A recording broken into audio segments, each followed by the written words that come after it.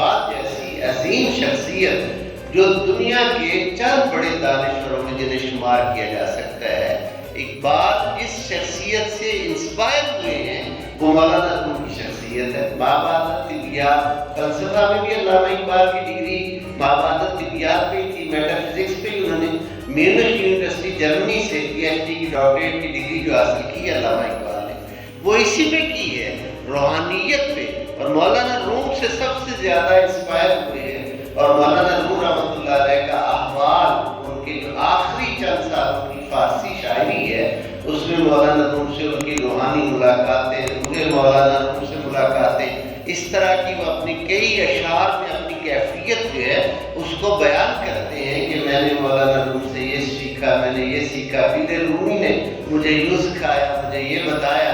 تو مولانا روم رحمۃ اللہ علیہ کے مزاج پر ایک ایسے ہی نشاندہی کے طور پر ترکی اور پاکستان کے جو برادرانہ اسلامی تعلقات ہیں اس کی وجہ سے مولانا روم کے مزاج پر ایک فردی قبر علامہ اقبال کی بنائی گئی ہے، وہ وہاں موجود ہے۔ وہ اس لیے کہ اقبال نے مولانا روم سے بہت کچھ سیکھا ہے، وہاں ایک فردی قبر بنا کر وہاں باقاعدہ یہ کتبہ لگایا گیا ہے کہ یہ صرف ان کی روح کے لیے، خوشنودی کے لیے یہ کام کیا گیا ہے کہ دونوں کا جو آپس میں روحانی گہرا تعلق تھا، یہ اس تعلق کی بنیاد پر ہم نے ایسا کیا ہے کہ جب بھی کوئی زائر مولانا روم کے مزار پر آئے تو اسے پتہ چلے کہ مولانا روم سے سب سے زیادہ اکتساب فیض کس نے کیا ہے، وہ اقبال نے کیا ہے۔ اور اگر کبھی آپ بادشاہی مسجد کے پہلو میں مزار اقبال پہ جائیں تو مزار اقبال کے سرہانے سنگ مرمر کے دو بڑے بڑے جار آپ کو نظر آتے ہیں،